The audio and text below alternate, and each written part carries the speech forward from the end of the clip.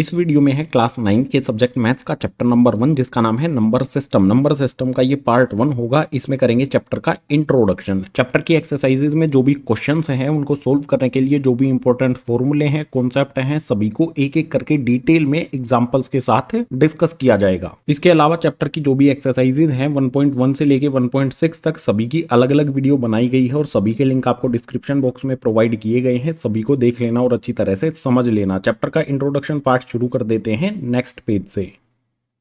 Chapter का नाम है नंबर सिस्टम। तो कौन कौन से नंबर्स होते हैं सबसे पहले ये समझ लेते हैं। सबसे पहले आ जाएगा नेचुरल नंबर्स। कौन कौन से होते हैं नेचुरल नंबर्स? ये स्टार्ट होंगे गाइज 1 से, उसके बाद आएगा 2, उसके बाद आ जाएगा 3, उसके बाद आ जाएगा 4, उसके बाद आ जाएगा 5। इसके आगे भी ये कंटिन्यू रहेंगे, इनका कहीं भी अंत नहीं होगा। जहां तक भी आप इन्हें काउंट कर सकते हैं ये कंटिन्यू रहेंगे। इससे आगे हमारे पास आ जाता है होल नंबर्स। ये शुरू होते हैं 0 से, इसके बाद आता है 1, इसके बाद आता है 2, उसके बाद 3, उसके बाद 4, उसके बाद 5, उसके बाद 6 एंड ये भी कंटिन्यू रहेंगे, कभी भी खत्म नहीं होंगे। नेचुरल नंबर्स और होल नंबर्स में सिर्फ 0 का अंतर है। नेचुरल नंबर्स में 0 नहीं होता है, होल नंबर्स में 0 होता है। बाकी इसके आगे का सेम नेचुरल नंबर्स ही हमारे आ जाते हैं। नेचुरल और होल नंबर्स के बाद आता है इंटीजर्स। इंटीजर्स गाइस दो तरह के होते हैं। एक होता है हमारा पॉजिटिव यानी कि प्लस वाले इंटीजर्स और एक होता है नेगेटिव यानी कि माइनस वाले इंटीजर्स। पॉजिटिव इंटीजर्स कौन से होते हैं? 1 से स्टार्ट होंगे, उसके बाद 2 आएगा, 3 आएगा, 4 आएगा एंड कंटिन्यू ये रहेंगे, चलते जाएंगे आगे, कभी भी खत्म नहीं होंगे। अगर नेगेटिव इंटीजर्स की बात की जाए तो इसमें माइनस वाले इंटीजर्स आएंगे, जैसे कि -1 आएगा, इसमें -2 आ जाएगा, -3 आ जाएगा, -4 आ जाएगा और ये भी कंटिन्यू रहेंगे, कहीं पर भी इनका अंत नहीं है। जो प्लस वाले हैं उनको पॉजिटिव इंटीजर्स कहते हैं, जिनके आगे माइनस का साइन लगा होता है उनको नेगेटिव इंटीजर्स कहा जाता है। इससे आगे है रैशनल नंबर्स। इसके बारे में थोड़ा सा समझना पड़ेगा। तो इसमें दिया है these numbers can be expressed in the form of P/Q। ऐसे सभी नंबर्स जिनको P/Q की फॉर्म में लिखा जा सकता है वो सभी रैशनल नंबर्स होंगे। जैसे कि एग्जांपल ले लेते हैं, जैसे हमारा 4/5 ये किस तरह से है? फ्रैक्शन में है, P/Q की फॉर्म में है, तो ये हमारा एक रैशनल नंबर होगा। इसी तरह से और भी बहुत सारे नंबर्स हो जाएंगे, जैसे 2/3, 11/13 और भी बहुत सारे नंबर्स होंगे। बहुत सारे एग्जांपल्स आपके लिए हो जाएंगे। लेकिन यहां पर एक इंपॉर्टेंट बात बता दूं, जैसे हमारा ये 4 है तो ये भी हमारा एक रैशनल नंबर होगा। आपके दिमाग में ये सवाल आएगा कि ये रैशनल नंबर कैसे है, इसको P/Q की फॉर्म में तो नहीं लिखा जा सकता। तो मेरे भाई लिखा जा सकता है। 4 को हम लिख सकते हैं 4 और अपनी तरफ से डिनोमिनेटर में लगा सकते हैं 1। कोई भी नंबर इस तरह से है उसके डिनोमिनेटर में अपनी तरफ से 1 लगाया जा सकता है, यानी कि P/Q की फॉर्म में इसको लिखा जा सकता है, तो ये रैशनल नंबर हो जाएगा।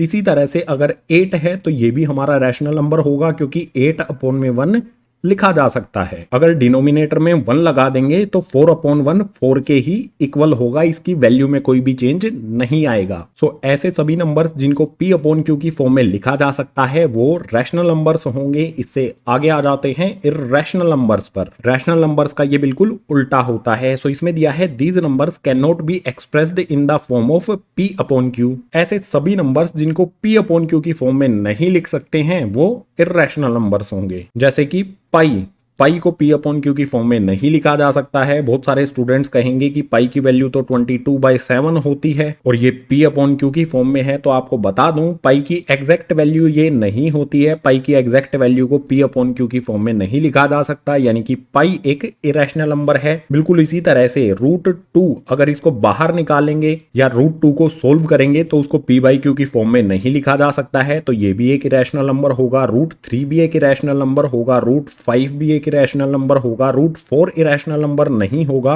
क्योंकि √4 को हम किस तरह से सोल्व कर सकते हैं? रूट के अंदर 4 को क्या लिख सकते हैं? 2 मल्टीप्लाई में 2 को 2 से मल्टीप्लाई करेंगे तो 4 बनता है। रूट के अंदर पेयर बन गया, यानी कि एक 2 बाहर निकाल सकते हैं और 2 बाहर निकलने पर इसको किस तरह से लिखा जा सकता है? 2/1। इरेशनल नंबर्स के यहां पर मैंने आपको कुछ एग्जांपल्स दिए, लेकिन ऐसे नंबर्स जिनको रूट से बाहर निकालने पर वो बिल्कुल सिंपल फॉर्म में आ जाएं वो इरेशनल नंबर नहीं होंगे। या फिर रूट के अंदर कोई ऐसी वैल्यू जो किसी नंबर का परफेक्ट स्क्वायर है, 2 का स्क्वायर 4 है और ये रूट के अंदर है, तो ये इरेशनल नहीं होगा।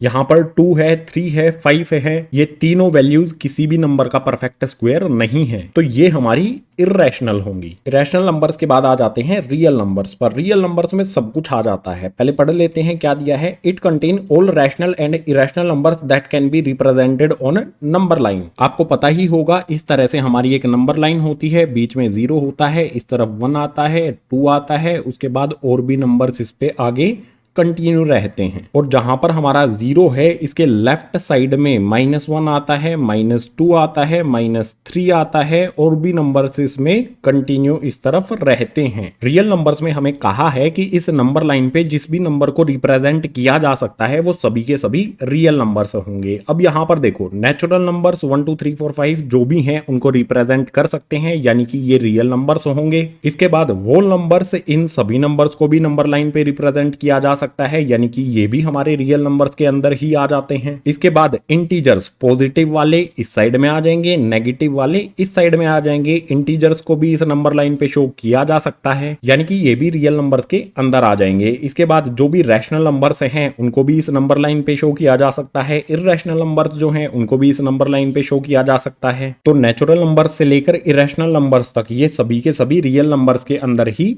आ जाते हैं। अब आपके दिमाग में ये सवाल आएगा कि रैशनल नंबर्स को किस तरह से नंबर लाइन पे शो किया जाएगा, या फिर इर्रेशनल नंबर्स को नंबर लाइन पे किस तरह से शो किया जाएगा। तो आप इस चैप्टर के इंट्रोडक्शन में ही ये सारी चीजें सीखेंगे। इस पेज पर हमने नंबर सिस्टम को समझ लिया है, किस किस तरह के कौन कौन से नंबर्स होते हैं। अब रैशनल नंबर्स को थोड़ा सा और डिटेल में समझेंगे नेक्स्ट पेज पर।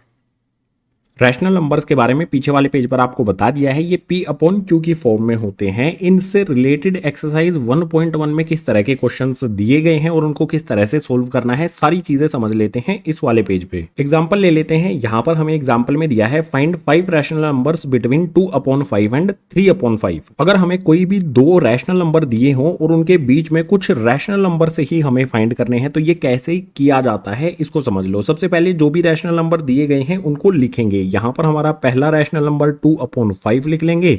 उसके बाद कुछ दूरी पर 3/5 हमारा दूसरा रैशनल नंबर भी लिख लेंगे। इन दोनों के बीच में कोई भी 5 रैशनल नंबर हमें पता लगाने हैं, तो 5 से कोई भी एक बड़ा नंबर ले लो। लाइक 5 से बड़ा क्या होता है, 6 होता है, तो 6 को इसमें ऊपर और नीचे मल्टीप्लाई कर दो। बिल्कुल इसी तरह से सेकंड वाले में भी ऊपर और नीचे मल्टीप्लाई कर दो। मल्टीप्लाई करने के बाद मिलेगा क्या, हमें 2 को 6 से मल्टीप्लाई करेंगे तो ये हो जाएगा हमारा 12। 5 को 6 से मल्टीप्लाई करेंगे तो ये हो जाएगा 30। बिल्कुल इसी तरह से यहाँ पर 3 को 6 से मल्टीप्लाई करेंगे तो ये हो जाएगा हमारा 18। उसके बाद नीचे यहाँ पर 5 को 6 से मल्टीप्लाई करेंगे तो ये हो जाएगा हमारा 30।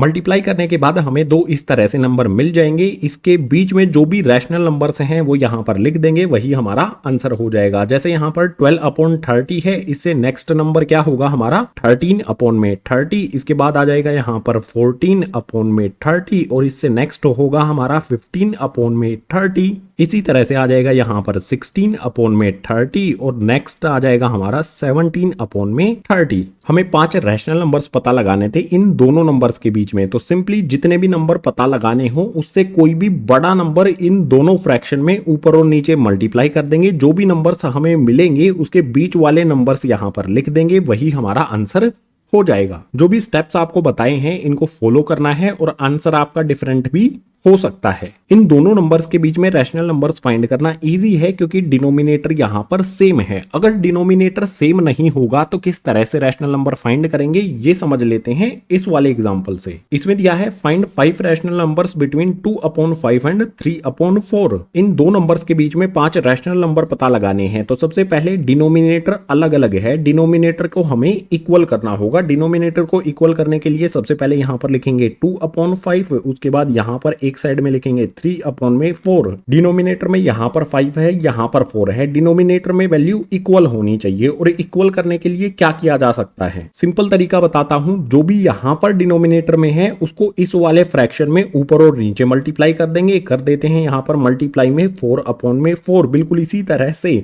यहां पर जो डिनोमिनेटर में वैल्यू है 5 इस वाले फ्रैक्शन में ऊपर और नीचे मल्टीप्लाई कर देंगे 5/5। मल्टीप्लाई करने के बाद मिलेगा क्या, 2 को 4 से मल्टीप्लाई करेंगे ये हो जाएगा हमारा 8, उसके बाद 5 को 4 से मल्टीप्लाई करेंगे तो ये हो जाएगा हमारा 20। इसी तरह से 3 को 5 से मल्टीप्लाई करेंगे तो ये हो जाएगा हमारा 15। उसके बाद डिनोमिनेटर में 4 को 5 से मल्टीप्लाई करेंगे तो ये हो जाएगा हमारा 20। ध्यान से देखने पर पता चलेगा कि डिनोमिनेटर इक्वल हो गया है। जब डिनोमिनेटर इक्वल हो जाए तो 8/20 के बाद कौन सा नंबर आएगा, यहां पर लिखेंगे उसे 9/20 आ जाएगा। उसके बाद यहां पर आ जाएगा हमारा 10/20। उसके बाद यहां पर आ जाएगा हमारा 11/20। इससे नेक्स्ट आ जाएगा हमारा 12/20। इससे नेक्स्ट आ जाएगा हमारा 13/20। इससे नेक्स्ट आ जाएगा हमारा 14/20। जो भी हमारे ये दो नंबर से सबसे पहले इनके डिनोमिनेटर को हमने इक्वल किया, उसके बाद जो भी हमें वैल्यूज मिली इनके बीच में जो भी रैशनल नंबर बनते थे वो यहाँ पर हमने लिख दिए हैं। अब हमें 5 रैशनल नंबर फाइंड करने थे लेकिन यहाँ पर हमें 6 मिल जाते हैं, तो एक को रब कर दो तो बचे हुए जो 5 हैं ये हमारा आंसर हो जाएगा। अगर हमें क्वेश्चन में ये दिया होता कि 6 रैशनल नंबर फाइंड करने हैं तो ये भी हम लिख देंगे। इंपॉर्टेंट पॉइंट ये है कि जो भी हमारे रैशनल नंबर्स हमें दिए होंगे उनका डिनोमिनेटर इक्वल होना चाहिए, उसी के बाद रैशनल नंबर फाइंड करना इजी होगा। एक्सरसाइज 1.1 में कुछ इसी तरह के क्वेश्चन आपको दिए होंगे, उनको किस तरह से सोल्व करना है इस वाले पेज पर हमने डिस्कस कर लिया है। अब नेक्स्ट पेज पर इरेशनल नंबर से रिलेटेड किस तरह के क्वेश्चंस आएंगे उनको नेक्स्ट पेज पर समझते हैं।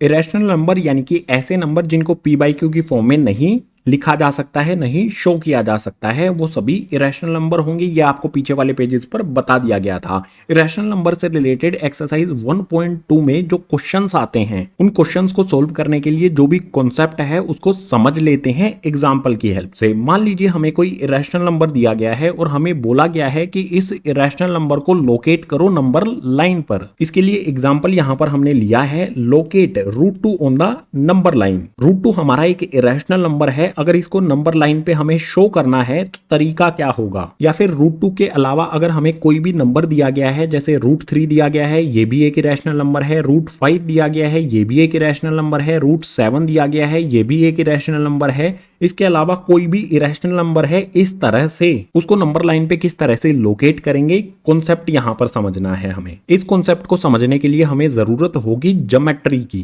लेकिन ज्योमेट्री से पहले आपको एक सिंपल कॉन्सेप्ट समझा देता हूं। यहां पर सपोज कर लीजिए ये हमारा एक राइट एंगल्ड ट्राइंगल है, यानी कि इसमें एक 90 डिग्री का एंगल यहां पर बनता है। तो 90 डिग्री के अपोजिट में जो भी हमारी साइड है ये होती है हाइपोटेनियस, और जो नीचे वाली साइड होती है इसे कहा जाता है बेस, और जो ये खड़ी लाइन होती है इसे कहा जाता है परपेंडिकुलर। यहां से एक फॉर्मूला बनता है, इस फॉर्मूले को हमेशा याद रखना है। जो भी हमारी हाइपोटेनियस है ये हमारी हाइपोटेनियस हो गई, अगर हम इसका स्क्वायर करेंगे तो ये इक्वल होता है बेस के स्क्वायर प्लस में परपेंडिकुलर के स्क्वायर से, यानी कि बी का स्क्वायर प्लस में परपेंडिकुलर का स्क्वायर। कोई भी राइट एंगल्ड ट्राइंगल है उसके अपोजिट वाली साइड का अगर हम स्क्वायर करेंगे तो वो इक्वल होगा बची हुई दो साइड के स्क्वायर के सम के इक्वल। ये पाइथागोरस थ्योरम है। जो भी हमारे इरेशनल नंबर्स हैं इनको नंबर लाइन पे शो करने के लिए, लोकेट करने के लिए इस फॉर्मूले का इस्तेमाल किया जाएगा। तो आपको ये पता होना चाहिए, मैंने आपको पहले ही बता दिया है। अब जो भी हमारा ये √2 है इसको नंबर लाइन पे लोकेट करने के लिए हमें कंस्ट्रक्शन करनी होगी, जिसमें जो भी ज्योमेट्री के इक्विपमेंट्स हैं उनका इस्तेमाल करना होगा। सो कंस्ट्रक्शन इसकी करते हैं नेक्स्ट पेज पर, एक्सप्लेन भी करूंगा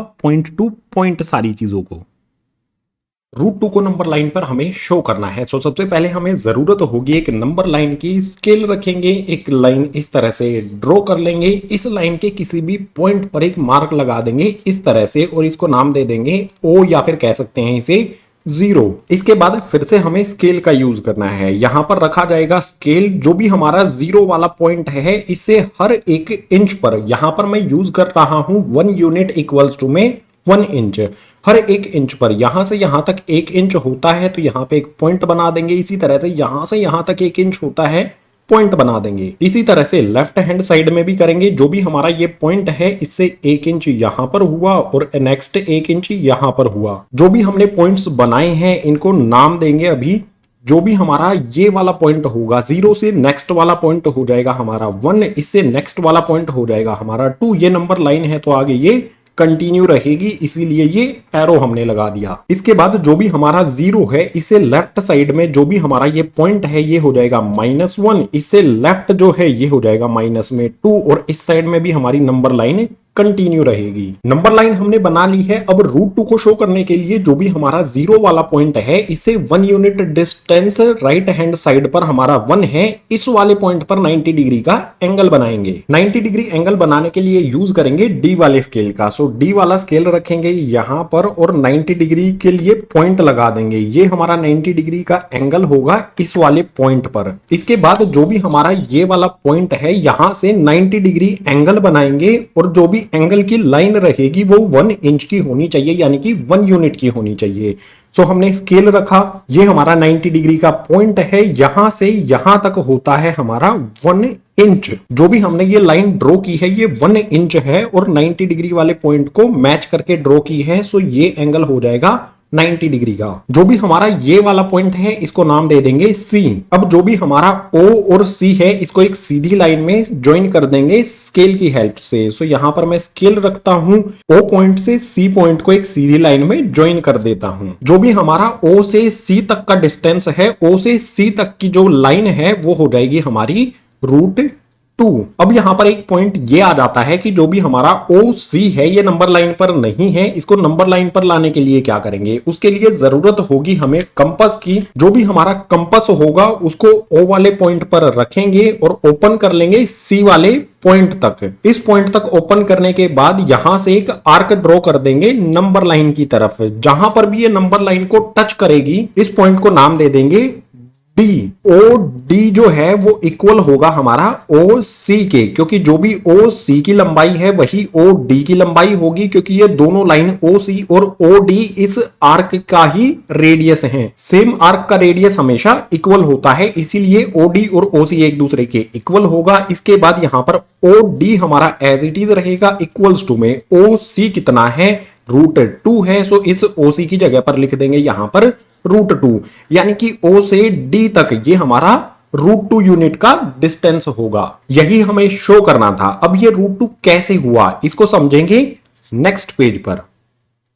√2 को हमने इस तरह से कंस्ट्रक्ट करके नंबर लाइन पर शो किया है। अगर हमें ये प्रूव करना है कि OC जो हमारा है इसकी लेंथ √2 है, तो ये कैसे प्रूव किया जाएगा इसको भी समझ लेते हैं। राइट एंगल्ड ट्राइंगल से रिलेटेड मैंने आपको एक फॉर्मूला बताया था, हाइपोटेनियस का स्क्वायर करने पर वो इक्वल होता है बेस के स्क्वायर के प्लस में परपेंडिकुलर स्क्वायर के। जो भी हमारा ये ट्राइंगल है ये भी एक राइट एंगल्ड ट्राइंगल है, यानी कि इस पे ये फॉर्मूला अप्लाई किया जा सकता है। हम हाइपोटेनियस फाइंड करेंगे, यानी कि OC की लंबाई फाइंड करेंगे। इस वाले ट्राइंगल में हाइपोटेनियस हमारी OC है, तो इस हाइपोटेनियस की जगह पर हम पुट कर देंगे OC। हाइपोटेनियस का स्क्वायर है तो इसकी वैल्यू का भी स्क्वायर हो जाएगा। इसके बाद इक्वल्स का साइन लगा लेंगे। यहां पर है B², यानी कि बेस का स्क्वायर। जो भी हमारा 0 से 1 तक का डिस्टेंस है, कितना डिस्टेंस लिया था हमने, यहां से यहां तक हमारा डिस्टेंस था 1 यूनिट या फिर कह सकते हैं 1 इंच। इस ट्राइंगल का जो भी ये बेस है इसकी वैल्यू है 1 इंच। सो इस B यानी कि बेस की जगह पर इसकी वैल्यू पुट करेंगे जो कि है 1, बेस का स्क्वायर है तो इसकी वैल्यू का भी स्क्वायर हो जाएगा। इसके बाद प्लस का साइन लगा लेंगे। यहां पर हमारे पास है परपेंडिकुलर का स्क्वायर। इस वाले ट्राइंगल में हमारा परपेंडिकुलर क्या है, जो भी हमारा ये पॉइंट है इस पे जो ये वर्टिकल लाइन है ये हमारा परपेंडिकुलर है, और ये हमने कितना ड्रॉ किया था, ये भी हमारा नंबर लाइन से लेकर C पॉइंट तक 1 इंच ही था, यानी कि इस परपेंडिकुलर की जो भी वैल्यू है वो 1 होगी। सो इस P यानी कि परपेंडिकुलर की जगह पर इसकी वैल्यू 1 पुट करेंगे। परपेंडिकुलर का स्क्वायर है तो इसकी वैल्यू का भी स्क्वायर करेंगे। अब इसे सोल्व करेंगे तो जो भी हमारा हाइपोटेनियस यानी कि OC है इसकी वैल्यू हमें पता चलेगी। सोल्व करते हैं इसे, तो इस साइड में हमारा OC square as it is रहेगा इक्वल्स टू में 1 का स्क्वायर, इसका मतलब होगा 1 को 1 से मल्टीप्लाई करना। 1 को 1 से मल्टीप्लाई करेंगे 1 ही रहेगा, प्लस का साइन लगाएंगे। यहां पर भी 1 का स्क्वायर है तो ये भी हमारा 1 रहेगा। इससे नेक्स्ट यहां पर OC का स्क्वायर एज इट इज आ जाएगा इक्वल्स टू में यहां पर 1 प्लस में 1 ये हो जाएगा हमारा 2।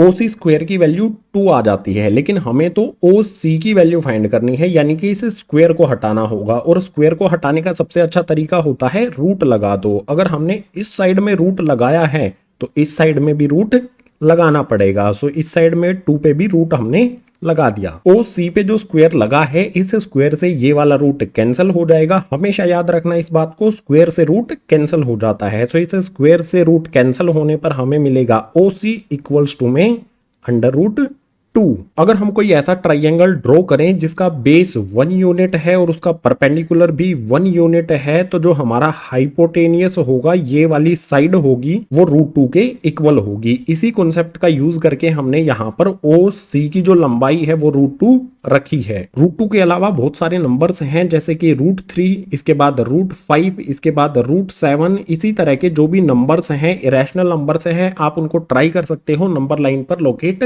करने का। अगर इनको रिप्रेजेंट करने से रिलेटेड आपका कोई डाउट होता है तो एक्सरसाइज 1.2 की वीडियो देख लेना कंप्लीट, कोई भी डाउट आपका नहीं रहेगा। इस टाइप की कई सारी प्रॉब्लम्स एक्सरसाइज 1.2 में है, सभी को एक एक करके सोल्व करेंगे तो आपका डाउट क्लियर हो जाएगा। सो इरेशनल नंबर को नंबर लाइन पर किस तरह से रिप्रेजेंट करना है ये भी हमने समझ लिया है, और जो भी हमारी वैल्यू आएगी नंबर लाइन पर वो कैसे आई है ये भी हमने समझ लिया है। इसी के साथ ये वाला कॉन्सेप्ट हो जाता है कंप्लीट। अब नेक्स्ट पेज पर इंट्रोडक्शन का जो नेक्स्ट कॉन्सेप्ट है डेसिमल एक्सपेंशन, उसको स्टार्ट करते हैं।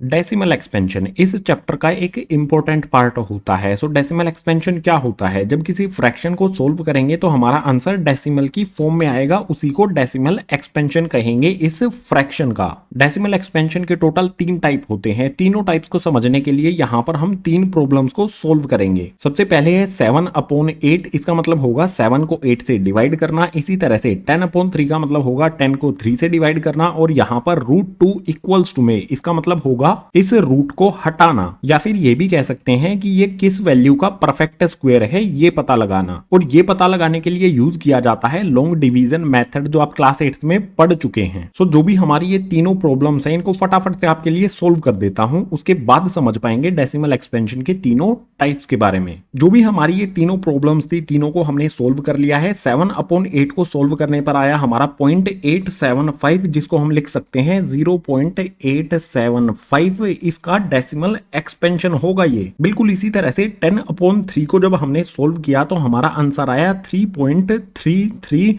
इसमें 3 रिपीट होता रहेगा, आप इसको देख सकते हो। 10 में से 9 को माइनस करेंगे 1 आ जाएगा, 0 लगाएंगे, फिर से 3 के टेबल में 3 टाइम्स पर आ जाएगा 9, फिर से करेंगे 1 आ जाएगा, फिर 9 आएगा, फिर 1 आ जाएगा, इसके पीछे 0 लगाएंगे, फिर 3 3 9 आ जाएगा। और ये कैलकुलेशन हमारी कंटिन्यू रहेगी, कभी भी ये कैलकुलेशन कंप्लीट नहीं होगी, यानी कि हमारा आंसर 3.3333 चलता रहेगा, कभी भी ये एंड नहीं होगा। इसके बाद जो भी हमारा ये √2 है, इसको सोल्व करेंगे लॉन्ग डिवीजन मेथड से, तो हमारा आंसर कुछ इस तरह से आएगा 1.414। यहां तक ही हमने कैलकुलेट किया है, उसमें कुछ भी रिपीट नहीं होगा। इसके आगे सोल्व करेंगे तो यहां पर आ जाएगा 2, उसके बाद आ जाएगा 1, उसके बाद आ जाएगा 3, उसके बाद आएगा 5, उसके बाद आएगा 6, उसके बाद आएगा 2, उसके बाद आएगा 3, उसके बाद 7। इस कैलकुलेशन में जो भी हमारा आंसर आएगा उसमें कोई भी पैटर्न या फिर कोई भी वैल्यू रिपीट नहीं होगी, और जो भी हमारी ये कैलकुलेशन है ये कंटिन्यू रहेगी, इसका कहीं पर भी एंड नहीं होगा। डेसिमल एक्सपेंशन में हमने 3 अलग अलग चीजें देखी। एक ऐसा डेसिमल एक्सपेंशन जो हमें एक परफेक्ट आंसर दे देता है, फ्रैक्शन को सोल्व करने पर रिमाइंडर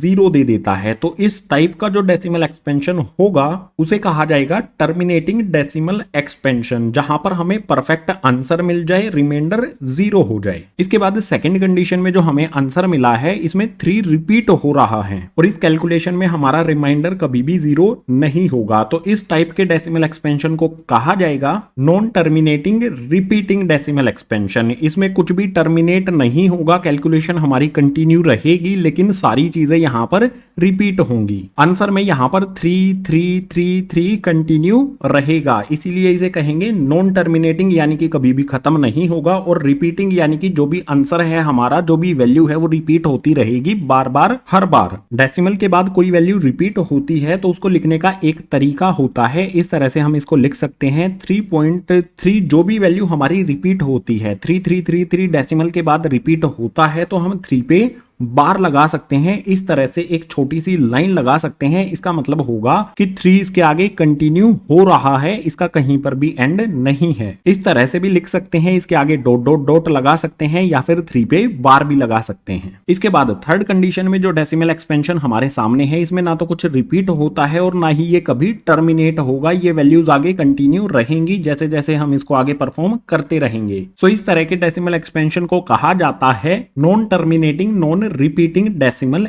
एक्सपेंशन। दोबारा से रिवाइज करा देता हूं फटाफट से। ऐसा डेसिमल एक्सपेंशन जिसमें कुछ भी रिपीट ना हो, कहीं पर एंड हो जाए, उसे कहेंगे टर्मिनेटिंग डेसिमल एक्सपेंशन। इसके बाद सेकंड टाइप का डेसिमल एक्सपेंशन में वैल्यूज रिपीट होती हैं डेसिमल के बाद, कहीं पर भी वो खत्म नहीं होंगी, रिपीट होती रहेंगी। तो इस टाइप के डेसिमल एक्सपेंशन को कहेंगे non terminating repeating decimal expansion. Third type का डेसिमल एक्सपेंशन, इसमें कुछ भी रिपीट नहीं होगा और जो भी वैल्यूज हैं वो कंटिन्यू रहेंगी। तो इस टाइप के डेसिमल एक्सपेंशन को कहेंगे नॉन टर्मिनेटिंग नॉन रिपीटिंग। अब यहां पर आपको एक इंपॉर्टेंट बात बता देता हूं, जो हमारे रैशनल नंबर्स होते हैं उनका डेसिमल एक्सपेंशन कैसा होता है। उनका डेसिमल एक्सपेंशन या तो टर्मिनेटिंग होता है या फिर नॉन टर्मिनेटिंग रिपीटिंग होता है। और जो हमारे इरेशनल नंबर्स होते हैं उनका decimal expansion non terminating non repeating ही होता है। अगर किसी वैल्यू का डेसिमल एक्सपेंशन टर्मिनेटिंग हो तो रैशनल होगा, नॉन टर्मिनेटिंग रिपीटिंग हो तो वो भी रैशनल होगा। और अगर किसी वैल्यू का decimal expansion non terminating non repeating है तो उसको कहेंगे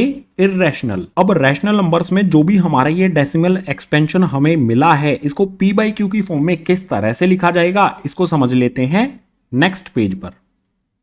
टर्मिनेटिंग डेसिमल एक्सपेंशन और non terminating repeating decimal expansion, अगर हम उन दोनों डेसिमल एक्सपेंशंस को p बाई क्यू की फॉर्म में लिखना चाहें तो कैसे लिखेंगे, ये समझना है हमें इस वाले पेज पर। पहले टर्मिनेटिंग डेसिमल एक्सपेंशन को समझ लेते हैं। सो पीछे वाले पेज पर टर्मिनेटिंग डेसिमल एक्सपेंशन था 0.875। इसको p बाई क्यू की फॉर्म में लिखने के लिए क्या करेंगे, ये आपको पहले से आता होगा, मुझे ये उम्मीद है आपसे। अगर नहीं आता है तो बहुत आसान है, जो भी हमारे डेसिमल के बाद की वैल्यूज हैं उनको लिख लेंगे यहां पर 875 और इसके डिनोमिनेटर में हम लिखेंगे 1। उसके बाद हमें आना है इस वाली वैल्यू पर। डेसिमल के बाद कितनी वैल्यूज यहां पर आती हैं, कितनी डिजिट्स आती हैं, 1 2 3। 1 लिखने के बाद जितनी भी डिजिट्स आती हैं उतनी ही यहां पर 0 लगा दी जाएंगी। 3 वैल्यूज यहां पर हैं तो 3 0 हमने लगा दी हैं। डेसिमल के बाद अगर 2 वैल्यूज होंगी तो 2 0 लगेंगी, 1 वैल्यू होगी तो 1 0 लगेगी। डेसिमल के बाद जितनी भी वैल्यूज होंगी उतनी ही 0 1 के पीछे हम लगाएंगे। इसके बाद ऊपर और नीचे वाली वैल्यूज को कैंसिल करेंगे। 125 के टेबल में 7 टाइम्स पर आ जाता है 875। उसके बाद 125 के टेबल में 8 टाइम्स पर आता है 1000। अगर आपको 125 का टेबल नहीं आता है तो आप इसे छोटी वैल्यू से भी कैंसिल कर सकते हैं। 5 से ट्राई कर सकते हैं, 25 से ट्राई कर सकते हैं। जब आप कंप्लीट कैंसिल कर लेंगे तो ऊपर 7 मिलेगा, नीचे 8 मिलेगा। जो भी हमारा ये डेसिमल एक्सपेंशन है इसकी p बाई क्यू की फॉर्म हो जाएगी 7/8। और जब हम 7 को 8 से डिवाइड करेंगे तो आपको पता है यही हमें डेसिमल एक्सपेंशन मिल जाएगा 0.875। तो कोई भी टर्मिनेटिंग डेसिमल एक्सपेंशन हो उसको p बाई क्यू की फॉर्म में इस तरह से लिखा जा सकता है। और कोई भी हमारा फ्रैक्शन हो तो उसको डेसिमल एक्सपेंशन में कैसे चेंज करना है ये मैंने आपको पीछे वाले पेज पर बता दिया था। टर्मिनेटिंग डेसिमल एक्सपेंशन के लिए बहुत इजी है, लेकिन non terminating repeating decimal expansion हो उसको p बाई क्यू की फॉर्म में कैसे लिखना है इसको समझने के लिए एक एग्जांपल लेंगे। यहां पर एग्जांपल में है एक्सप्रेस 0.3 इक्वल्स टू में 0.33 and so on in the form of p by Q. जो भी हमारा 0.333 है इसको p बाई क्यू की फॉर्म में लिखना है हमें। ये किस तरह का डेसिमल एक्सपेंशन है, non terminating repeating decimal expansion. जो नॉन टर्मिनेटिंग डेसिमल एक्सपेंशन होता है उसको दो तरह से लिख सकते हैं, या तो हम इसको इस तरह से लिख सकते हैं या फिर जो भी वैल्यू रिपीट होती है उसके ऊपर बार लगा सकते हैं। बार का मतलब होगा कि वैल्यू इसमें 3 जो है वो रिपीट होती रहेगी। अब अगर इसको हमें p बाई क्यू की फॉर्म में लिखना है तो सबसे पहले लेट कर लेंगे। यहां पर मैं लिखता हूं लेट x इक्वल्स टू में 0.3333 एंड सो ऑन। x के इक्वल में हमने इस डेसिमल एक्सपेंशन को लेट कर लिया है। अब यहां पर यह समझना है कि कितनी डिजिट्स रिपीट होती हैं। हमारी एक ही डिजिट है जो बार बार रिपीट हो रही है, 3333 रिपीट हो रही है। इसमें एक वैल्यू पे बार लगा है तो हम 10 से मल्टीप्लाई करेंगे। अगर 2 वैल्यूज पर बार लगा है तो हम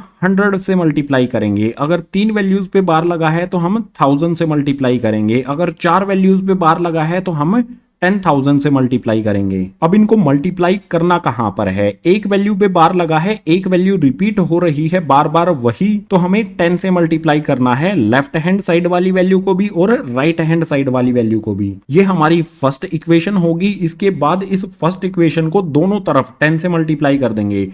यहां पर x है, 10 से मल्टीप्लाई करेंगे तो ये हो जाएगा हमारा 10x, इक्वल्स का साइन लगा लेंगे 0.333 एंड सो ऑन। इसको 10 से मल्टीप्लाई करेंगे तो जो ये डेसिमल है ये इस तरफ शिफ्ट हो जाएगा। 10 से मल्टीप्लाई करने पर हमें मिलेगा 3.3333 एंड सो ऑन। ये हमारी सेकंड इक्वेशन हो जाएगी। अब जो भी हमें सेकंड इक्वेशन मिली है, इस सेकंड इक्वेशन में से फर्स्ट इक्वेशन को माइनस करेंगे। सो सेकंड इक्वेशन को यहां पर ऊपर लिख लेता हूं, 10x इक्वल्स टू में 3.3333 एंड सो ऑन। इसमें से हमें फर्स्ट इक्वेशन को माइनस करना है, तो जो भी हमारी ये फर्स्ट इक्वेशन है इसके नीचे यहां पर लिख देता हूं। फर्स्ट इक्वेशन है हमारी x इक्वल्स टू में 0.3333 एंड सो ऑन। माइनस करना बहुत सिंपल है। पहले लेफ्ट हैंड साइड वाली टर्म्स को देख लेते हैं। 10x में से x को माइनस करेंगे तो मिलेगा हमें यहां पर 9x, इक्वल्स का साइन लगा लेंगे। उसके बाद 3 में से 0 को माइनस करेंगे तो यहां पर आ जाएगा हमारा 3।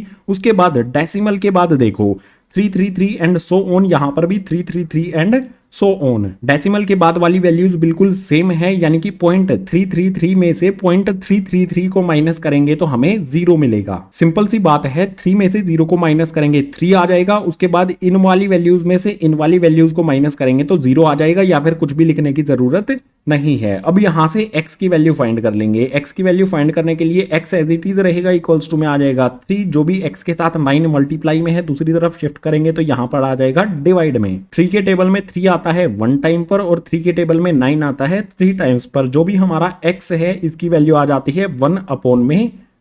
स्टार्टिंग में हमने लेट किया था कि ये x के इक्वल है। ये डेसिमल एक्सपेंशन है, नॉन टर्मिनेटिंग रिपीटिंग, x के इक्वल है और x की वैल्यू हमें मिलती है 1/3, यानी कि इस डेसिमल एक्सपेंशन की p/q वाली फॉर्म हो जाएगी 1/3।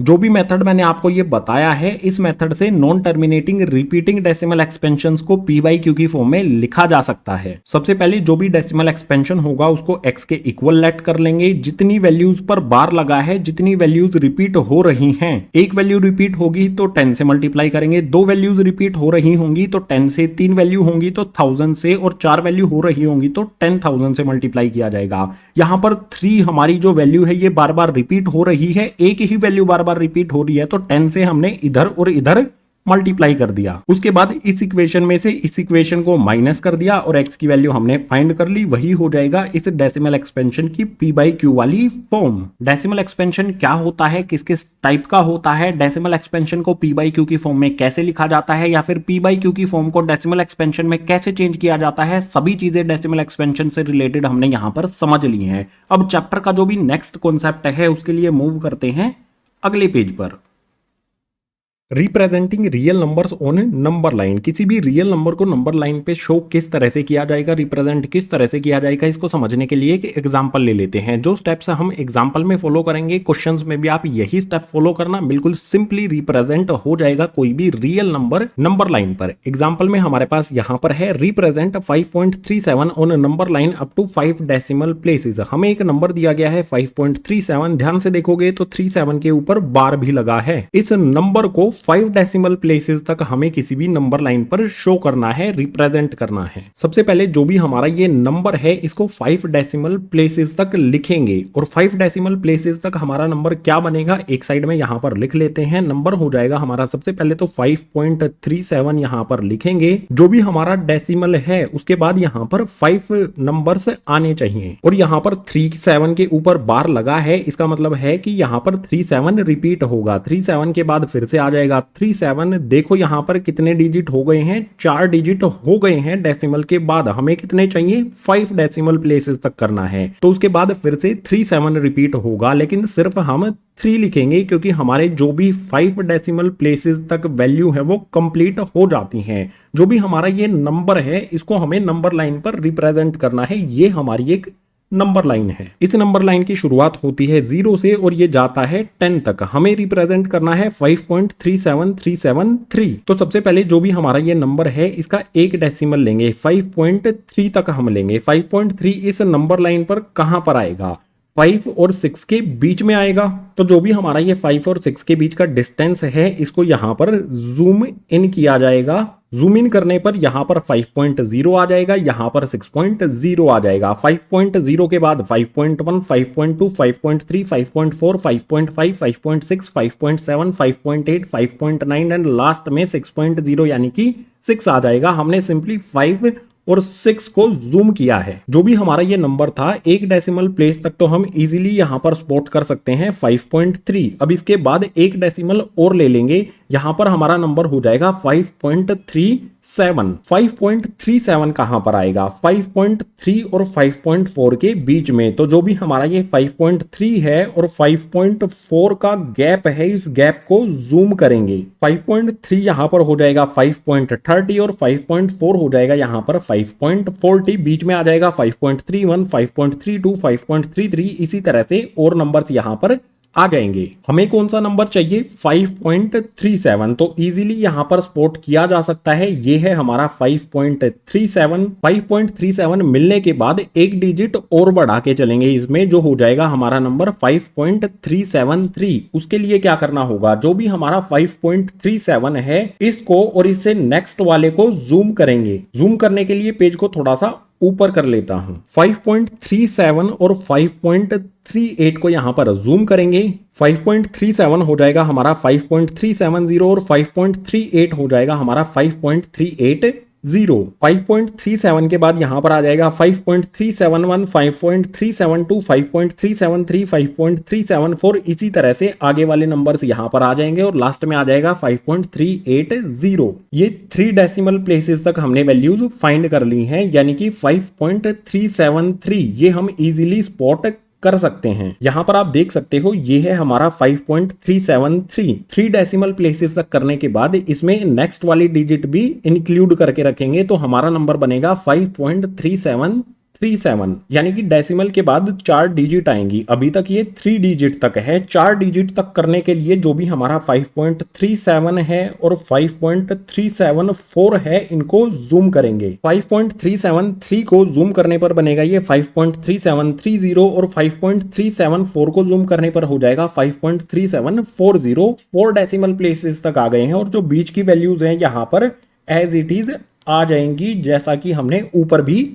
किया था। 4 डेसिमल प्लेसेस तक हमारा नंबर होता है 5.3737। इसे इजीली यहां पर स्पॉट किया जा सकता है। 4 डेसिमल प्लेसेस तक जो भी हमारा नंबर है 5.3737 उसको तो इजीली यहां पर स्पॉट किया जा सकता है। इससे नेक्स्ट एक स्टेप और करेंगे तो हमारा पूरा का पूरा नंबर 5 डेसिमल प्लेसेस तक नंबर लाइन पर हम शो इसे कर देंगे। और उसको शो करने के लिए पेज को फिर से थोड़ा सा ऊपर करेंगे। 4 डेसिमल प्लेसेस तक हमारा नंबर होता है 5.3737 जो यहां पर हमारा आ जाता है। अब जो भी हमारा ये वाला नंबर है और इससे नेक्स्ट वाला नंबर है इसको जूम करेंगे। यहां पर 5.3737 को जूम करेंगे तो ये हो जाएगा 5.37370 और 5.3738 को जूम करेंगे तो ये हो जाएगा 5.37380। इसके बीच वाले नंबर्स 5.37371, उसके बाद 5.37372 आ जाएगा। इसी तरह से आगे के नंबर्स यहां पर आ जाएंगे। हमें हमारा ये वाला नंबर ढूंढना है 5.37373। तो यहां पर आप देखिए 5.37373 यही नंबर हमें नंबर लाइन पर शो करना था। सो सक्सेसिव मैग्निफिकेशन से जो भी हमारा नंबर था 5.373 इसको हमने नंबर लाइन पर रिप्रेजेंट कर दिया है। जो हमारा ये वाला पॉइंट है इस पॉइंट पर ये हमारा नंबर है 5.37373। कभी भी हमें कोई नंबर दिया गया है इस तरह से और बोला जाए कि 3 डेसिमल प्लेसेस तक, 4 डेसिमल प्लेसेस तक, 5 डेसिमल प्लेसेस तक या फिर और ज्यादा डेसिमल प्लेसेस तक इस नंबर को हमें नंबर लाइन पर शो करना है, तो इस वाले मेथड से आप उस नंबर को नंबर लाइन पर शो कर सकते हैं। एक्सरसाइज 1.4 में आपको इस कॉन्सेप्ट से रिलेटेड क्वेश्चंस मिलेंगे। बिल्कुल इजी कॉन्सेप्ट है, स्टेप बाय स्टेप आपको चलना है और जो भी हमारा नंबर होगा उसको नंबर लाइन पर शो कर देना है। मेथड का नाम भी मैंने आपको बता दिया है, सक्सेसिव मैग्निफिकेशन। नंबर सिस्टम का ये इजी सा कॉन्सेप्ट हो जाता है कंप्लीट। अब नेक्स्ट जो कॉन्सेप्ट होगा इस इंट्रोडक्शन पार्ट का, उसके लिए मूव करते हैं नेक्स्ट पेज पर। इंट्रोडक्शन में नेक्स्ट कॉन्सेप्ट आता है ऑपरेशन ऑन रियल नंबर्स। जब भी रियल नंबर्स को ऐड करेंगे, सब्ट्रैक्ट करेंगे, मल्टीप्लाई करेंगे, डिवाइड करेंगे तो कुछ पॉइंट्स का हमें ध्यान रखना है। ये कौन कौन से पॉइंट्स हैं एग्जांपल की हेल्प से समझ लेते हैं। सबसे पहले देख लेते हैं किसी भी रियल नंबर को ऐड करें या सब्ट्रैक्ट करें तो क्या पॉइंट हमें ध्यान में रखने हैं। इसके लिए एग्जाम्पल है हमारे पास, ऐड 2√2 प्लस में 5√3 एंड √2 माइनस में 3√3। हमारे पास एक वैल्यू ये है और एक वैल्यू ये है, इन दोनों को हमें ऐड करना है। ऐड करने के लिए सिंपली यहां पर लिखा जाएगा जो भी हमारी फर्स्ट वाली वैल्यू है 2√2 प्लस में 5√3, इसके बाद प्लस का साइन लगा लेंगे। हमें इन दोनों को ऐड करना है तो प्लस का साइन आ जाएगा। इसके बाद ये वाली वैल्यू हमारी इसके आगे आ जाएगी √2 माइनस में 3√3। जब भी आप रियल नंबर्स को ऐड करेंगे या सब्ट्रैक्ट करेंगे, सबसे पहला पॉइंट ध्यान में क्या रखना है, यहां पर देखो 2√2 दिया गया है, इसमें हम कौन सी वैल्यू ऐड कर सकते हैं या कौन सी वैल्यू सब्ट्रैक्ट कर सकते हैं। जिस वैल्यू के साथ √2 दिया गया हो इस इक्वेशन में कहीं पर भी 2√2 को इस वाले रूट में ऐड किया जा सकता है या सब्ट्रैक्ट किया जा सकता है। अगर इनके बीच में प्लस का साइन बनेगा तो ऐड कर देंगे, अगर इनके बीच में माइनस का साइन बनेगा तो सब्ट्रैक्ट कर देंगे। जो भी हमारी ये दोनों टर्म्स हैं इनको इकट्ठा लिख लेते हैं। यहां पर ये आ जाएगा हमारा 2√2, उसके बाद ये कैसा है √2 प्लस का साइन इसके आगे लगा है तो प्लस में आ जाएगा हमारा √2। इसके बाद यहां पर है 5√3, यहां पर √3 है तो इस टर्म को किसी ऐसी वैल्यू में या तो ऐड कर सकते हैं या सब्ट्रैक्ट कर सकते हैं जिसमें √3 हो। जैसे यहां पर √3 है, 3√3 है, 5√3 को इसमें ऐड या फिर सब्ट्रैक्ट किया जा सकता है। सो यहां पर लिख लेते हैं प्लस का 5√3 है, उसके बाद जो भी हमारा ये वाली वैल्यू है इसके आगे है माइनस का साइन यानी कि माइनस में 3√3। अगर हमें रियल नंबर्स को ऐड करना है या सब्ट्रैक्ट करना है तो ध्यान में ये बात रखना कि जो भी रूट के अंदर वैल्यू है दूसरी टर्म में भी अगर वही वैल्यू है तो उनको ऐड किया जा सकता है या उनको सब्ट्रैक्ट किया जा सकता है। बीच में जो भी साइन होगा वही ऑपरेशन हम करेंगे। 2√2 में √2 ऐड कर देंगे तो ये हो जाएगा हमारा गाइज 3√2। इन दोनों को ऐड करने पर 3√2 आ गया। इसके बाद इनको सोल्व करेंगे, √3 दोनों में है तो सब्ट्रैक्ट किया जा सकता है। 5√3 में से 3√3 को माइनस करेंगे। इजी तरीका बताऊं आपको, 5 में से 3 को माइनस कर लो। 5 में से 3 को माइनस करेंगे तो यहां पर हमें मिलेगा 2। उसके बाद जो भी हमारा ये √3 है ये कॉमन यहां पर लिख दो √3। रियल नंबर्स को ऐड करने से रिलेटेड और सब्ट्रैक्ट करने से रिलेटेड आपको इंपॉर्टेंट पॉइंट्स जो थे मैंने आपको बता दिए हैं कि रूट के अंदर सेम वैल्यू होगी जिन टर्म्स में उन्हीं को ऐड किया जा सकता है और इन्हीं को सब्ट्रैक्ट किया जा सकता है। इसके बाद रियल नंबर्स को मल्टीप्लाई और डिवाइड कैसे करते हैं इसको भी एग्जाम्पल के साथ समझ लेते हैं। एग्जाम्पल हमारे पास है मल्टीप्लाई 6√5 बाई 2√5। हमें 6√5 और 2√5 को मल्टीप्लाई करना है तो सिंपली यहां पर लिखेंगे 6√5 मल्टीप्लाई में आ जाएगा हमारा 2√5। मल्टीप्लाई करने के लिए सबसे पहले जो भी रूट के बाहर वैल्यूज हैं उनको मल्टीप्लाई करेंगे। 6 को यहां पर 2 से मल्टीप्लाई करेंगे तो आ जाएगा हमारा 12। उसके बाद यहां पर रूट बनाएंगे। रूट के अंदर कौन कौन सी वैल्यूज हैं, यहां पर 5 है, यहां पर भी 5 है, इनको एक ही रूट के अंदर लिख सकते हैं। 5 मल्टीप्लाई में 5, 6 को 2 से मल्टीप्लाई किया तो 12 आ गया। √5 को √5 से मल्टीप्लाई किया तो रूट के अंदर 5 मल्टीप्लाई 5 आ गया। अब आपको पता ही होगा कि रूट के अंदर अगर पेयर बन जाए तो 5 बाहर आ जाता है, यानी कि यहां पर हमारा 12 आ जाएगा और इस रूट के अंदर 5 का पेयर बन गया तो 5 इसमें से बाहर आ जाएगा। जब भी रूट के अंदर पेयर बनता है तो रूट हट जाता है और इनमें से एक वैल्यू बाहर आ जाती है। अब यहां पर 12 को 5 से मल्टीप्लाई करेंगे तो ये हो जाएगा 60। जो भी हमारी ये प्रॉब्लम थी इसका आंसर हो गया यहां पर 60। अब कुछ चीजें और यहां पर आपको एक्सप्लेन कर देता हूं। सपोज कीजिए हमें कोई वैल्यू दी गई है 2√2, मल्टीप्लाई में दिया गया है 3√5। 5। यहां पर क्या है, रूट के अंदर अलग अलग वैल्यूज हैं, इनको भी मल्टीप्लाई किया जा सकता है। ऐड और सब्ट्रैक्ट करने के लिए रूट के अंदर सेम वैल्यू होना जरूरी है, लेकिन मल्टीप्लाई करते समय ये जरूरी नहीं है। अगर इसको सोल्व करेंगे तो सबसे पहले 2 को 3 से मल्टीप्लाई कर लेंगे, 2 3 हो जाएगा 6। उसके बाद एक बड़ा सा रूट बना देंगे जिसके अंदर ये दोनों वैल्यूज आ जाएंगी। रूट 2 को रूट 5 से मल्टीप्लाई करेंगे तो रूट के अंदर आ जाएगा 2 मल्टीप्लाई में 5। इसको सोल्व करेंगे 6, रूट के अंदर क्या होगा, 2 को 5 से मल्टीप्लाई करेंगे तो ये हो जाएगा 10। मल्टीप्लाई वाला कॉन्सेप्ट हमने समझ लिया है, अब एक डिवाइड वाला कॉन्सेप्ट समझ लेते हैं। सपोज कीजिए हमें वैल्यू दी गई है 8 रूट 15, रूट के अंदर 15 दिया गया है, इसको हमें डिवाइड करना है 2 रूट 3 से। तो हमारा आंसर क्या आएगा, किस तरह से इसको डिवाइड करेंगे। सबसे पहले 2 से 8 को कैंसिल किया जा सकता है, 2 4 होता है 8। उसके बाद रूट के अंदर जो वैल्यू है उससे रूट के अंदर वाली वैल्यू को कैंसिल किया जा सकता है। यहां पर 3 है, यहां पर 15 है, 3 के टेबल में 15 आता है, यानी कि 3 5 हो जाएगा 15। सोल्व करने के बाद हमारा आंसर क्या आएगा, 4 मिलेगा। ऊपर हमें रूट के अंदर क्या मिला है, इसको कैंसिल करने के बाद 5 आ जाता है, तो यहां पर आ जाएगा हमारा रूट 5। उसके बाद डिनोमिनेटर में चेक करो, ये वाली वैल्यू भी कैंसिल हो गई, ये वाली वैल्यू भी कैंसिल हो गई, तो डिनोमिनेटर में कुछ भी नहीं मिलेगा। जो भी हमारे रियल नंबर्स हैं उनको ऐड, सब्ट्रैक्ट, मल्टीप्लाई और डिवाइड करने के लिए कुछ इंपॉर्टेंट पॉइंट्स यहां पर मैंने आपको बता दिए हैं। अब इसे नेक्स्ट कॉन्सेप्ट जो है उसके लिए मूव करते हैं अगले पेज पर।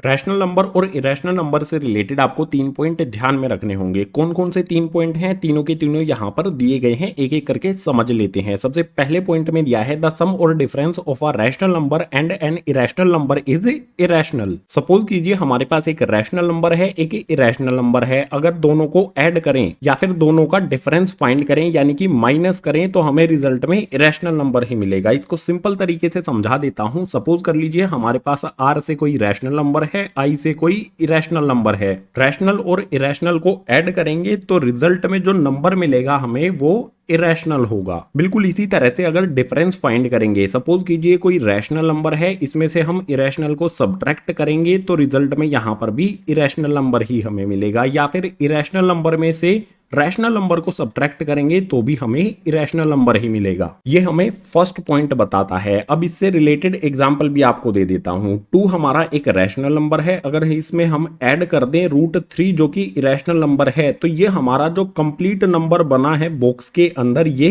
इरेशनल होगा। रैशनल नंबर प्लस में इरेशनल नंबर हमेशा इरेशनल नंबर होता है। इसी तरह से 2 प्लस में रूट 3 की बजाय हम 2 माइनस में रूट 3 करें तो भी ये हमारा इरेशनल नंबर ही होगा, क्योंकि रैशनल नंबर में से इरेशनल नंबर को माइनस करने पर जो रिजल्ट है वो इरेशनल नंबर ही ये हमारा होगा। इसके बाद नेक्स्ट पॉइंट में दिया है द प्रोडक्ट और quotient of a non zero rational number with an irrational number is irrational. हमारे पास एक रैशनल नंबर है और एक इरेशनल नंबर है। अगर उन दोनों का प्रोडक्ट किया जाए यानी कि रैशनल नंबर मल्टीप्लाई में इरेशनल नंबर करेंगे तो रिजल्ट में हमें इरेशनल नंबर मिलेगा। इसी तरह से अगर रैशनल नंबर और इरेशनल नंबर को डिवाइड किया जाए, कंडीशन हमें कुछ इस तरह से दी हो, रैशनल नंबर डिवाइड में इरेशनल नंबर, तो रिजल्ट में हमें इरेशनल नंबर ही मिलेगा। या फिर इस तरह से भी हो सकता है इरेशनल नंबर अपॉन में रैशनल नंबर, तो भी हमारा ये इरेशनल ही होगा। और यहां पर एक बात और ध्यान रखनी है, जो भी हमारा रैशनल नंबर होगा इन तीनों कंडीशन में वो 0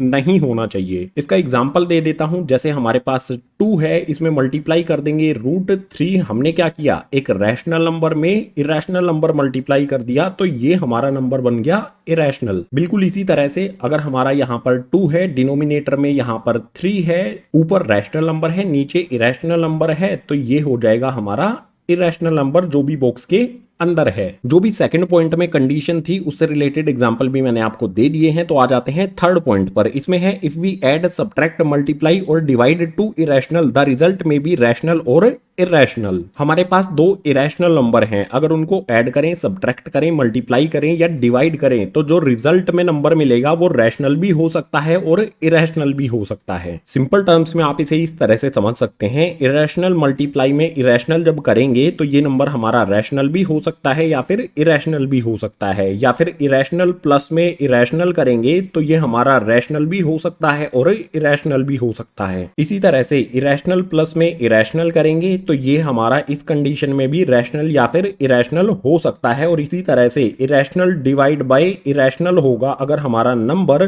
तो इस कंडीशन में भी रैशनल या इरेशनल हो सकता है। आपको एग्जाम्पल देकर बता देता हूं, अच्छी तरह से आप समझ जाओगे। जैसे यहां पर हमारा एक नंबर है √2, इसमें मल्टीप्लाई कर देंगे हम दूसरा इरेशनल नंबर √2, तो रिजल्ट में हमें 2 मिलेगा जो कि एक रैशनल नंबर होगा। इरेशनल नंबर में इरेशनल नंबर मल्टीप्लाई करेंगे तो ये जो हमारा नंबर है ये रैशनल भी हमें मिल सकता है या फिर इरेशनल भी मिल सकता है। इस वाली कंडीशन में रैशनल मिला है। दूसरी कंडीशन अगर देखें तो यहां पर मैं लिखता हूं √2 मल्टीप्लाई में √3, तो हमें मिलेगा यहां पर ये रूट के अंदर 2 को 3 से मल्टीप्लाई करेंगे तो इस कंडीशन में हमें यहां पर इरेशनल मिलता है। कोई भी दो इरेशनल नंबर हैं, अगर उनको मल्टीप्लाई करें, प्लस करें, उसके बाद माइनस करें या फिर डिवाइड करें, इन चारों कंडीशंस में हमें जो नंबर मिलेगा, रिजल्ट में जो नंबर मिलेगा वो रैशनल भी हो सकता है और इरेशनल भी हो सकता है। एग्जाम्पल यहां पर मैंने आपको दे दिया है। जब भी किसी रैशनल नंबर में इरेशनल नंबर को ऐड करना हो, सब्ट्रैक्ट करना हो, मल्टीप्लाई करना हो या फिर डिवाइड करना हो, तो ये तीनों पॉइंट हमें हमेशा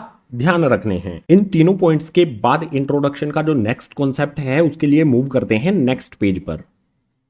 इस पेज पर है सम आइडेंटिटीज। कुछ फॉर्मूले यहां पर हैं, इनका इस्तेमाल करेंगे एक्सरसाइज 1.5 के क्वेश्चंस को सोल्व करने के लिए। आपको देखने में लग रहा होगा कि काफी डिफिकल्ट हैं, लेकिन बहुत आसान आइडेंटिटीज हैं और जब इनको क्वेश्चंस पे अप्लाई करेंगे तो क्वेश्चन और आसान हो जाएगा हमारे लिए। तो एक एक करके सभी आइडेंटिटीज को समझ लेते हैं एग्जाम्पल के साथ। सबसे पहले यहां पर दिया है √AB, ये इक्वल होता है √A √B के। सपोज कर लीजिए हमें रूट के अंदर दिया गया है 2 मल्टीप्लाई में 3, इसको हम इस तरह से भी लिख सकते हैं √2 और √3। रूट के अंदर कोई भी दो वैल्यूज एक दूसरे के साथ मल्टीप्लाई हैं तो उनको अलग अलग रूट के अंदर लिखा जा सकता है। क्वेश्चन में जैसी रिक्वायरमेंट होगी उसी तरह से इनको चेंज कर लेंगे। अगर हमें √2 मल्टीप्लाई 3 से इस तरफ चेंज करना है तो ये भी किया जा सकता है, या फिर अगर हमें √2 मल्टीप्लाई में √3 दिया गया है तो हम उनको इस तरह से भी लिख सकते हैं। जैसा क्वेश्चन में रिक्वायरमेंट है उसी तरह से इसको अप्लाई कर दिया जाएगा। इसके बाद नेक्स्ट है यहाँ पर √A/B, ये इक्वल होता है √A/में √B के। सपोज कर लीजिए हमें इस तरह से कंडीशन दी गई है, रूट के अंदर 2/3 है तो हम इसको लिख सकते हैं इस तरह से √2/में √3। अगर कोई फ्रैक्शन रूट के अंदर दिया गया है तो उसके न्यूमरेटर पे भी रूट लगा सकते हैं अलग से और डिनोमिनेटर पे भी रूट लगा सकते हैं। इसके बाद थर्ड आइडेंटिटी है √A+ में √B, √A- में √B, ये इक्वल होता है A-B के। इसको एग्जांपल से समझ लेते हैं। सपोज कीजिए हमें यहां पर दिया गया है √5 में √2 ब्रैकेट के अंदर है, उसके बाद नेक्स्ट वाले ब्रैकेट के अंदर √5 है और माइनस का साइन है √2 आ जाता है। यह हमारा क्वेश्चन कुछ इसी तरह से है √A+ √B, √A- √B, √5+ में √2, √5- में √2, तो ये इक्वल हो जाएगा किसके, A-B के। A हमारा 5 है और B हमारा 2 है, तो यहां पर आ जाएगा हमारा 5 में 2, 5 में से 2 को माइनस करेंगे तो आंसर आ जाएगा इस तरह की प्रॉब्लम का हमारा 3। आइडेंटिटी आपको देखने में डिफिकल्ट लग रही होगी, लेकिन क्वेश्चन को इसने कितना आसान बना दिया है ये समझना हमारे लिए जरूरी है। इसके बाद इससे नेक्स्ट आइडेंटिटी दी गई है A+ में √B, A- में √B, तो ये इक्वल होता है A² में B के। जो हमारी इससे पहले वाली आइडेंटिटी है इसी से सिमिलर ये वाली आइडेंटिटी है। इसके लिए भी एग्जाम्पल ले लेते हैं। सपोज कीजिए हमें यहां पर दिया गया है 5+ में √2, A हमारा रूट के अंदर नहीं है और B हमारा रूट के अंदर है। इसके बाद नेक्स्ट वाला जो ब्रैकेट है उसके अंदर दिया गया है 5- में √2, ये इक्वल होता है किसके, A² में B के। A हमारा 5 है तो यहां पर आ जाएगा 5 का स्क्वायर, इसके बाद माइनस का साइन लगा देंगे। यहां पर है B हमारा 2 है तो यहां पर 2 लिख दिया जाएगा। अब इसको सोल्व कर लेंगे। 5 का स्क्वायर होता है यहां पर 25 - 2 एज इट इज आ जाएगा। सोल्व करेंगे 25 - 2 तो ये हो जाएगा 23 हमारा इस प्रॉब्लम के लिए आंसर। जो भी हमारी ये आइडेंटिटी है इसको किस तरह से अप्लाई करना है एग्जाम्पल भी दे दिया है, तो इससे नेक्स्ट वाली आइडेंटिटी पे चलते हैं। ये भी सिमिलर है प्रीवियस दो आइडेंटिटीज से ही। इस आइडेंटिटी में रूट ए प्लस बी दिया गया है, रूट ए माइनस बी दिया गया है, ये इक्वल होगा ए माइनस में बी स्क्वायर के। इसके लिए भी एग्जाम्पल ले लेते हैं। सपोज कीजिए हमारा रूट 5 यहां पर है, उसके बाद प्लस में 2 आ जाता है, यानी कि ये हमारी b की वैल्यू होगी, प्लस का साइन लगेगा। उसके बाद नेक्स्ट वाले ब्रैकेट में हमारा रूट 5 माइनस में 2 आ जाता है, तो ये इक्वल होगा गाइस a माइनस में b स्क्वायर के। a हमारा 5 है, b हमारा 2 है, तो a की वैल्यू आ जाएगी यहां पर 5, उसके बाद माइनस का साइन लगाएंगे, b का स्क्वायर होगा। b की वैल्यू 2 है तो 2 का स्क्वायर यहां पर बना देंगे। उसके बाद हमारा आगे सोल्व करने पर आ जाएगा 5 माइनस साइन एज इट इज आएगा, 2 का स्क्वायर करेंगे तो हो जाएगा 4। 5 में से 4 को माइनस करेंगे तो आंसर आ जाएगा हमारा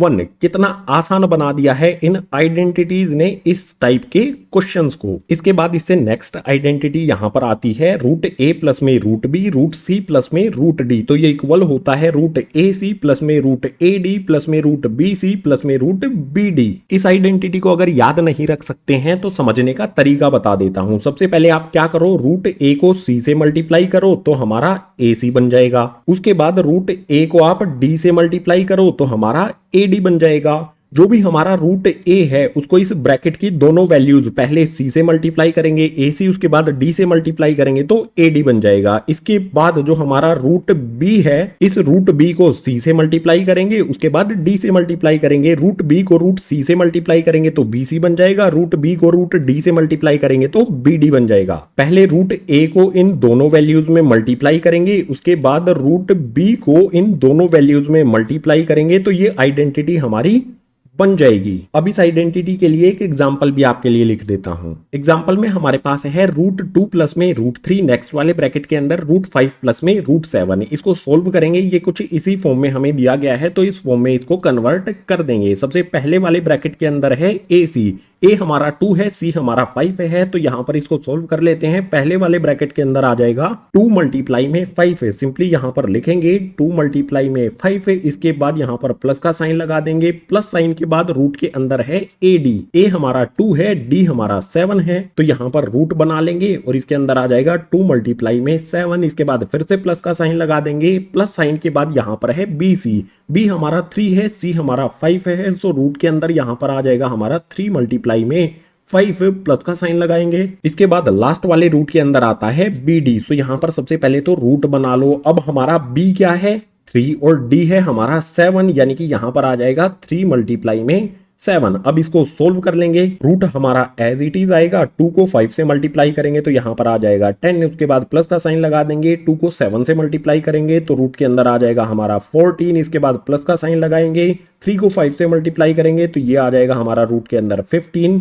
इसके बाद लास्ट वाले रूट के अंदर 3 मल्टीप्लाई में 7 है, प्लस साइन के बाद 3 को 7 से मल्टीप्लाई करेंगे तो ये हो जाएगा हमारा 21।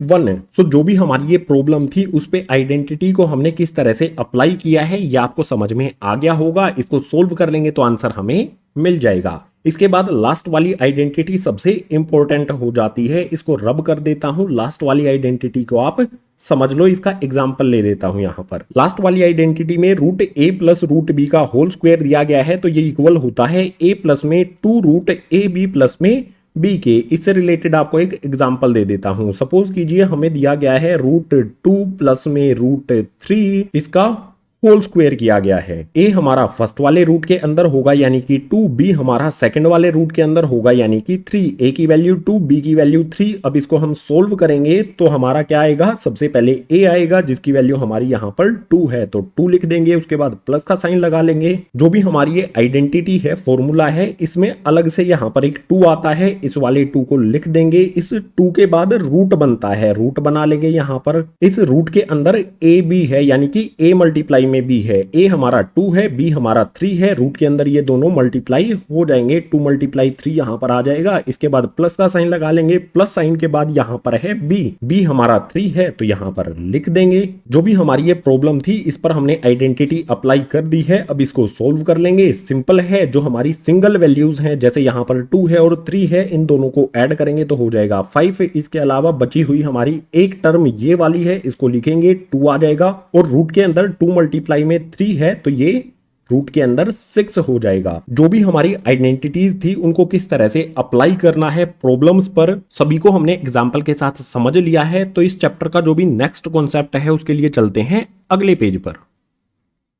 चैप्टर के इंट्रोडक्शन में नेक्स्ट कॉन्सेप्ट आता है रैशनलाइज द डिनोमिनेटर। सपोज कीजिए हमारे पास एक फ्रैक्शन है 1 में √2 और जो भी डिनोमिनेटर है ये रूट के अंदर है। डिनोमिनेटर में हमारी कोई भी वैल्यू रूट के अंदर है तो हम उसको इस तरह से नहीं रख सकते हैं, इसका रूट हमें हटाना होगा। डिनोमिनेटर की वैल्यू पे रूट नहीं होना चाहिए। इस रूट को हटाने के लिए इस डिनोमिनेटर को रैशनलाइज किया जाएगा। या फिर सपोज कर लीजिए जो भी पीछे वाले पेज पर आइडेंटिटीज दी गई हैं, किसी क्वेश्चन पर हम वो आइडेंटिटी अप्लाई करके आंसर फाइंड कर लेते हैं और आंसर में हमें जो भी डिनोमिनेटर की वैल्यू है वो रूट के अंदर मिलती है, तो वो हमारा आंसर सही नहीं होगा। डिनोमिनेटर में कोई भी वैल्यू रूट के अंदर नहीं होनी चाहिए, रैशनलाइज करना होगा, उसके बाद हमें हमारा आंसर मिलेगा। अगर हमें कोई वैल्यू इस तरह से दी गई है 1 में √2, इसको किस तरह से रैशनलाइज करेंगे। डिनोमिनेटर में सिर्फ एक ही वैल्यू है तो रैशनलाइज करना इजी होता है। रैशनलाइज करने के लिए मल्टीप्लाई का साइन लगाएंगे, जो भी डिनोमिनेटर में वैल्यू है उसको ऊपर और नीचे दोनों जगह पर मल्टीप्लाई कर देंगे। डिनोमिनेटर में √2 है तो ऊपर भी √2 से मल्टीप्लाई करेंगे और नीचे भी √2 से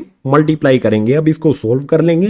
सोल्व करने के लिए 1 को √2 से मल्टीप्लाई करेंगे। 1 को √2 से मल्टीप्लाई करने पर हमारा √2 ही रहेगा। उसके बाद डिनोमिनेटर में यहां पर आप देख सकते हो √2 को √2 से मल्टीप्लाई करना है, यानी कि यहां पर एक रूट बना देते हैं और इस रूट के अंदर ये वाला और ये वाला दोनों 2 आ जाएंगे और बीच में आ जाएगा मल्टीप्लाई का साइन। अब इसको आगे सोल्व करेंगे तो √2 हमारा एज इट इज रहेगा। उसके बाद डिनोमिनेटर में आप देख सकते हो जो भी रूट है इसके अंदर 2 का पेयर बन गया है। जब भी रूट के अंदर पेयर बन जाए तो वैल्यू बाहर आ जाती है और रूट हट जाता है। पेयर में से एक वैल्यू बाहर आती है, यानी कि यहां पर आ जाएगा 2। डिनोमिनेटर में जो भी हमारी वैल्यू रूट के अंदर थी, इस रूट को हमें हटाना होगा। हटाने के लिए इसको रैशनलाइज किया तो हमें मिला √2/2। देख सकते हो डिनोमिनेटर से रूट हमने हटा दिया है। डिनोमिनेटर में हमारी सिंगल टर्म है तो इस तरह से रैशनलाइज करेंगे, लेकिन डिनोमिनेटर में हमारी 2 वैल्यूज आ जाएं तो रैशनलाइज कैसे करना है इस वाले एग्जांपल से समझ लेते हैं। यहां पर हमारे पास है 1 में 2 प्लस में √3।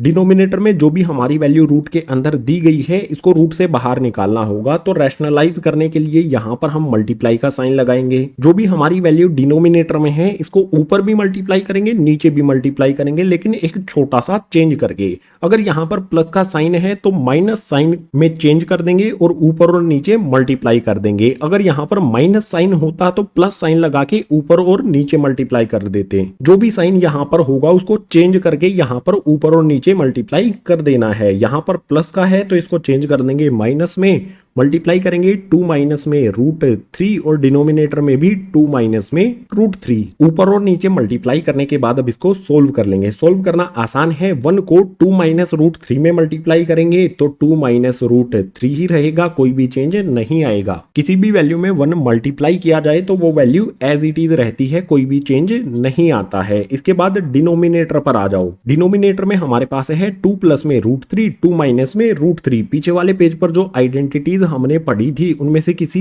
एक आइडेंटिटी को यहां पर अप्लाई किया जा सकता है। ये कुछ इस फॉर्म में हमें दिया गया है a प्लस में √b, उसके बाद नेक्स्ट वाले ब्रैकेट में है हमारा a माइनस में √b और ये किसके इक्वल होता है a² माइनस में b के। तो यहां पर 2 प्लस में √3, 2 माइनस में √3, इसको सोल्व करेंगे तो a² माइनस b हो जाएगा। a हमारा 2 है, b हमारा 3 है। a यहां पर आ जाएगा हमारा 2, a का हमें स्क्वायर करना है तो a का हमने स्क्वायर कर दिया। इसके बाद माइनस का साइन लगा लेंगे, माइनस साइन के बाद b आएगा जो हमारा 3 है तो यहां पर लिख देंगे। अब इसको आगे सोल्व करेंगे तो ऊपर की वैल्यूज 2 माइनस में √3 एज इट इज रहेगी और डिनोमिनेटर में यहां पर आ जाएगा 2 का स्क्वायर, यानी कि 2 मल्टीप्लाई में 2 ये हो जाएगा 4 माइनस 3 एज इट इज आ जाएगा। इक्वल्स का साइन लगाएंगे, यहां पर 2 माइनस में √3 ऊपर वाली वैल्यूज एज इट इज आएंगी। उसके बाद जो भी डिनोमिनेटर में है उसको सोल्व करेंगे। 4 में से 3 को माइनस करने पर हमें मिल जाएगा 1। एक बात हमेशा ध्यान रखना, डिनोमिनेटर में अगर हमें 1 मिलता है तो उसको लिखना जरूरी नहीं होता है, यानी कि जो भी हमारी ये वैल्यू थी इसको रैशनलाइज जब हमने किया तो हमें मिला 2 माइनस में √3, यही हो जाएगा हमारा आंसर। डिनोमिनेटर को किस तरह से रैशनलाइज किया जाता है, इससे रिलेटेड एग्जाम में हमेशा क्वेश्चन आता ही आता है। सो अच्छी तरह से इस कॉन्सेप्ट के हमने 2 एग्जांपल यहां पर ले लिए हैं, तो रैशनलाइज द डिनोमिनेटर वाला कॉन्सेप्ट हो जाता है कंप्लीट। अब इस चैप्टर के इंट्रोडक्शन में एक कॉन्सेप्ट आता है कंस्ट्रक्शन से रिलेटेड, उसको समझते हैं नेक्स्ट पेज पर। सपोज कीजिए हमारे पास एक इरेशनल नंबर है रूट 9.3, रूट के अंदर डेसिमल की फॉर्म में है। अगर इसको नंबर लाइन पर शो करना है तो उसके लिए कौन से स्टेप्स हमें फॉलो करने होंगे। रूट 9.3 को नंबर लाइन पर रिप्रेजेंट करने के लिए सबसे पहले स्केल लेंगे और हम ड्रॉ करेंगे 9.3 सेंटीमीटर की एक लाइन। सो ये यहाँ पर है 0, यहां से यहां तक हो जाता है हमारा 9.3। हमने एक लाइन ड्रॉ कर दी है। जो भी हमारा ये वाला पॉइंट है ए हो जाएगा, ये वाला पॉइंट है बी हो जाएगा। इस पॉइंट को थोड़ा सा हाईलाइट भी करके रखेंगे।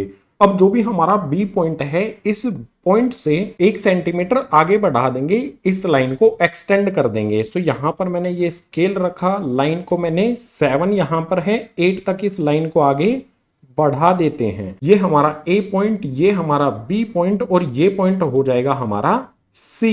जो भी हमारी ये ए सी लाइन बनी है, इसका मिड पॉइंट हमें ढूंढना है। मिड पॉइंट ढूंढने के लिए ए सी का करेंगे perpendicular bisector draw. Perpendicular bisector draw करने के लिए जरूरत होगी हमें कंपास की। सो सिंपल है, सी पॉइंट पर हमें रखना है कंपास को, आधे से ज्यादा इसे ओपन करके एक बड़ी सी आर्क ऊपर की तरफ लगा दो, बड़ी सी आर्क नीचे की तरफ लगा दो। इसी तरह से ए पॉइंट पे रखेंगे, उतना ही कंपास को खोले रखेंगे, ऊपर वाली आर्क को कट कर दो और नीचे वाली आर्क को भी कट कर दो। जहां पर भी ये दोनों आर्क ऊपर और नीचे एक दूसरे को कट करती हैं, इनसे होती हुई एक स्ट्रेट लाइन यहां पर ड्रॉ कर देंगे, जहां पर भी एक दूसरे को क्रॉस करती हैं। सो यहां पर मैंने स्केल रखा है, जहां पर भी आर्क से एक दूसरे को कट करती हैं, इससे होती हुई एक सीधी लाइन हमने ड्रॉ कर दी है। जो भी हमारा ये वाला पॉइंट है, इस पॉइंट को नाम दे देंगे ओ। इसे नेक्स्ट स्टेप करने के लिए फिर से जरूरत होगी इस कंपास की टिप को रखेंगे ओ पॉइंट पर और इसे ओपन कर लेंगे ए वाले पॉइंट तक। इतना ओपन करने के बाद जो भी हमारा ये ए पॉइंट है, यहां से होती हुई एक बड़ी सी आर्क ड्रॉ कर देंगे जो हमारे सी पॉइंट पर एंड होगी। ये हमारी एक बड़ी सी आर्क हमने ड्रॉ कर दी। इस वाले पॉइंट पर कंपास की टिप को रख के ये एक सेमी सर्कल बन गया। अब जो भी हमारा ये बी पॉइंट है, इस बी पॉइंट पर 90 डिग्री का एंगल बनाएंगे। 90 डिग्री एंगल बनाने के लिए डी वाला स्केल हमारे पास है, जिसे प्रोट्रैक्टर कहते हैं। इसको बी पॉइंट पर रखेंगे, 90 डिग्री जहां पर भी होता है इसके लिए पॉइंट लगा देंगे। ये वाला पॉइंट हो जाता है 90 डिग्री के लिए। अब जो भी हमारा बी पॉइंट है, यहां से एक लाइन ड्रॉ करेंगे इस पॉइंट के लिए, लेकिन इस पॉइंट तक नहीं करेंगे। स्केल रख के बताता हूं कहां तक लाइन ड्रॉ की जाएगी। सो बी पॉइंट से इस पॉइंट को हमने मैच कर लिया है। जो भी बी पॉइंट है, यहां से हम लाइन स्टार्ट करेंगे और इसे ऊपर तक लेकर जाएंगे, जहां पर ये इस बड़ी सी आर्क को टच करेगा। सिर्फ यहां तक ही ड्रॉ किया जाएगा। इस पॉइंट से मैच करके हमने बी पॉइंट से यहां तक लाइन ड्रॉ कर दी। ये हमारा एंगल बना है यहां पर 90 डिग्री का। इसके बाद जो भी हमारी ये लाइन ए सी है, इसी लाइन को आगे की तरफ एक्सटेंड कर देंगे, इस तरफ बढ़ा देंगे। सो स्केल रख के इसे आगे की तरफ बढ़ाते हैं। मेजरमेंट करने की जरूरत नहीं है, जितना भी आगे एक्सटेंड कर सकते हैं कर देना है। इसके बाद जो हमारा नेक्स्ट स्टेप होगा, उसके लिए जरूरत होगी हमें फिर से कंपास की। कंपास को बी पॉइंट पर रखना है और जहां पर भी ये परपेंडिकुलर इस आर्क को टच करता है, यानी कि ये वाला पॉइंट, इस पॉइंट तक कंपास को ओपन कर लेना है। यहां तक मैंने इसे ओपन कर लिया। अब एक आर्क लगा देनी है हमें इस लाइन पर, जो भी हमारी हॉरिजॉन्टल लाइन है। जहां पर भी ये आर्क हमारी इस लाइन को टच करती है, उस पॉइंट को नाम दे देंगे ई। और जो भी हमारा ये वाला पॉइंट है, इसको भी नाम दे देते हैं डी। बी पॉइंट पर कंपास रख के डी पॉइंट से एक आर्क हमने ड्रॉ कर दी है, जो इस लाइन को ई पॉइंट पर टच करती है। अब जो भी हमारा बी से ई तक का डिस्टेंस होगा, उसी को कहेंगे हम रूट 9.3। इस तरह से हमारा कोई इरेशनल नंबर है, डेसिमल में रूट के अंदर दिया गया है। जैसे यहां पर हमें 5.3 दिया जा सकता था, रूट के अंदर हमें यहां पर 3.5 दिया जा सकता था। जो भी हमारे ये नंबर्स हैं, इस तरह से इन सभी नंबर्स को नंबर लाइन पर शो किया जा सकता है। जो भी स्टेप्स यहाँ पर इस कंस्ट्रक्शन में फॉलो किए गए हैं, आपको भी वही सेम स्टेप्स फॉलो करने हैं। और जो भी इस तरह के नंबर्स हैं, उन नंबर्स को नंबर लाइन पर इजीली शो कर सकते हैं। इरेशनल नंबर से रिलेटेड ये वाला कॉन्सेप्ट हो जाता है कंप्लीट। इंट्रोडक्शन का लास्ट कॉन्सेप्ट, उसके लिए मूव करते हैं नेक्स्ट पेज पर। चैप्टर का लास्ट कॉन्सेप्ट आता है laws of exponents of real number. इससे रिलेटेड कुछ आइडेंटिटीज हैं, इनका यूज करेंगे एक्सरसाइज 1.6 के क्वेश्चंस को सोल्व करने के लिए। सो एक एक करके एग्जांपल के साथ समझ लेते हैं। सबसे पहले यहां पर दिया है a की पावर m डॉट a की पावर n इक्वल्स टू में हो जाएगा हमारा a की पावर m प्लस में n, यानी कि हमारी कोई वैल्यू है a यहां पर भी और यहां पर भी, इन पे पावर अलग अलग है। इस डॉट का मतलब होगा ये एक दूसरे के साथ मल्टीप्लाई में है। अगर ये मल्टीप्लाई में है तो जो पावर है वो ऐड हो जाएगी। एग्जांपल से समझा देता हूं। जैसे यहां पर हमारा 2 है, इसकी पावर 2 है, इसके बाद डॉट लगा हुआ है और यहां पर 2 है, इसकी पावर 3 है, और इस डॉट का मतलब होगा मल्टीप्लाई। या तो आप डॉट लगा सकते हैं या फिर यहां पर मल्टीप्लाई भी लिख सकते हैं। जब वैल्यू एक दूसरे के साथ मल्टीप्लाई में होगी तो पावर एक दूसरे के साथ ऐड हो जाएगी, तो हमें रिजल्ट जो है वो मिलेगा। सबसे पहले तो यहां पर 2 आएगा। आइडेंटिटी के अकॉर्डिंग क्या होगा, यहां पर जो भी हमारा a है यानी कि ये वाली वैल्यू है वो आ जाएगी, और m प्लस में n जो भी हमारी पावर है वो ऐड हो जाएगी। पावर यहां पर 2 है और यहां पर 3 है, तो इसको ऐड कर देंगे, 2 प्लस में 3 हो जाएगा। इसको सोल्व करेंगे, 2 की पावर कितनी हो जाएगी हमारी, 2 प्लस में 3, ये हो जाएगी हमारी 5, और 2 की पावर 5 का मतलब होगा 2 मल्टीप्लाई में 2 मल्टीप्लाई में 2 मल्टीप्लाई में 2 मल्टीप्लाई में 2। जितनी भी पावर लगी है उतनी बार ही 2 आपस में एक दूसरे से मल्टीप्लाई होगा। इसको कैलकुलेट करेंगे तो हमारा आंसर आ जाएगा। 2 को 2 से मल्टीप्लाई करेंगे 4, 4 को 2 से मल्टीप्लाई करेंगे 8, 8 को 2 से मल्टीप्लाई करेंगे 16, 16 को 2 से मल्टीप्लाई करेंगे तो आंसर में मिलेगा हमें 32। फर्स्ट वाले पॉइंट के बारे में बिल्कुल सिंपल, अगर हमारी वैल्यूज मल्टीप्लाई हैं तो पावर ऐड हो जाती हैं। इसके बाद नेक्स्ट वाले में यहां पर हमें दिया है a की पावर m, उसके बाद ब्रैकेट लगाया गया है एंड यहां पर पावर आ जाती है n। ये इक्वल होता है a की पावर m मल्टीप्लाई में n, यानी कि m n के। इससे रिलेटेड भी एक एग्जांपल देख लेते हैं। सपोज कीजिए यहाँ पर हमारा ये 2 है, इसकी पावर यहाँ पर 2 है, इस पे हमने ब्रैकेट लगा दिया। इस ब्रैकेट के बाहर एक और पावर यहाँ पर लगाई गई है 3। देख सकते हो ये कुछ इसी फॉर्म में है, a की पावर m है, ब्रैकेट लगाया गया है और पावर n है। ये हमारा a हो जाएगा, इसकी पावर ये m हो जाएगी और ये n हो जाएगी। जब इसको हम सोल्व करेंगे तो क्या होगा, हमारा a की पावर m n यानी कि m मल्टीप्लाई में n हो जाएगा। सबसे पहले a यानी कि 2 आ जाएगा हमारा। अब जो भी पावर है ये एक दूसरे से मल्टीप्लाई हो जाएगी। 2 को 3 में मल्टीप्लाई करेंगे तो यहां पर आ जाएगा हमारा 6, और 2 की पावर 6 का मतलब होगा 2 मल्टीप्लाई में 2 मल्टीप्लाई में 2 मल्टीप्लाई में 2 मल्टीप्लाई में 2 मल्टीप्लाई में 2। जो भी हमारा 2 है वो 6 बार आपस में ही मल्टीप्लाई हो जाएगा। जब इसको सोल्व करेंगे तो हमें मिलेगा 64 में हमारा आंसर। ये हमारा आंसर हो जाएगा। इससे नेक्स्ट यहां पर है a की पावर m अपॉन में a की पावर n, ये इक्वल होता है a की पावर m माइनस n के। सिंपल वर्ड्स में वैल्यू एक दूसरे के साथ डिवाइड है तो पावर माइनस हो जाती है। एग्जांपल से समझ लेते हैं। सपोज कीजिए 5 की पावर यहाँ पर 3 है, इसके बाद यहाँ पर 5 की पावर 2 है। जब इसको सोल्व करेंगे तो हमें क्या मिलेगा, a की पावर m माइनस में n। सबसे पहले तो हमारा आ जाएगा यहाँ पर a, जो यहाँ पर हमारा 5 है, सो 5 आ जाएगा। इसके बाद ऊपर पावर m है, नीचे पावर n है। ये वाला m होगा, ये वाला n होगा। m में से n को माइनस करना है, यानी कि 3 माइनस में हो जाएगा 2। अब इसको सोल्व करेंगे, 5 हमारा एज इट इज आएगा, उसके बाद 3 माइनस में 2, यहां पर पावर आ जाएगी 1। 5 की पावर 1 क्या होगा, 5 के इक्वल ही होगा। सो ये हो जाएगा हमारा आंसर। सिंपल आपको 2 पॉइंट से समझ लेने हैं। वैल्यूज एक दूसरे के साथ मल्टीप्लाई में है तो पावर ऐड हो जाएंगी, वैल्यूज एक दूसरे के साथ डिवाइड में है तो पावर माइनस हो जाएगी। इसके बाद लास्ट वाले पॉइंट को भी समझ लेते हैं। यहाँ पर है a की पावर m, b की पावर m। पावर यहाँ पर सेम है लेकिन वैल्यू यहाँ पर अलग अलग है। ये इक्वल होगा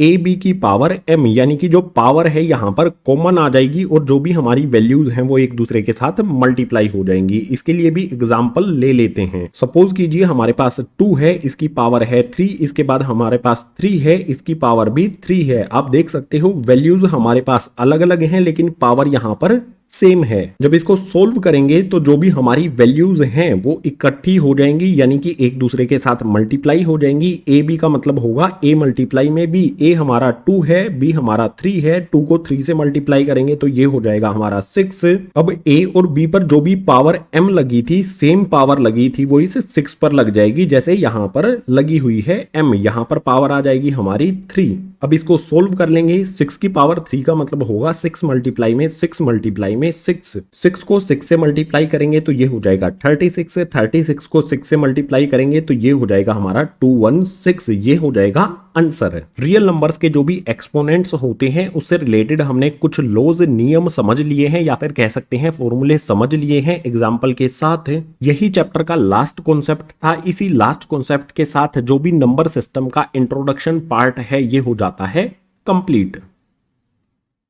इसी लास्ट कॉन्सेप्ट के साथ चैप्टर 1 का इंट्रोडक्शन पार्ट हो जाता है कंप्लीट। उम्मीद करूंगा सभी कॉन्सेप्ट आपको समझ आए होंगे। अगर आए हैं तो वीडियो को लाइक कर दो, अपने क्लासमेट्स के साथ शेयर कर दो और जितने भी नए स्टूडेंट्स आए हैं चैनल को सब्सक्राइब कर दो। इसके साथ ही ये टेलीग्राम ग्रुप है, इसको ज्वाइन कर लो। जो भी क्लास 9 से रिलेटेड स्टडी मटेरियल है उसके लिंक्स इसमें आपको प्रोवाइड किए जाएंगे।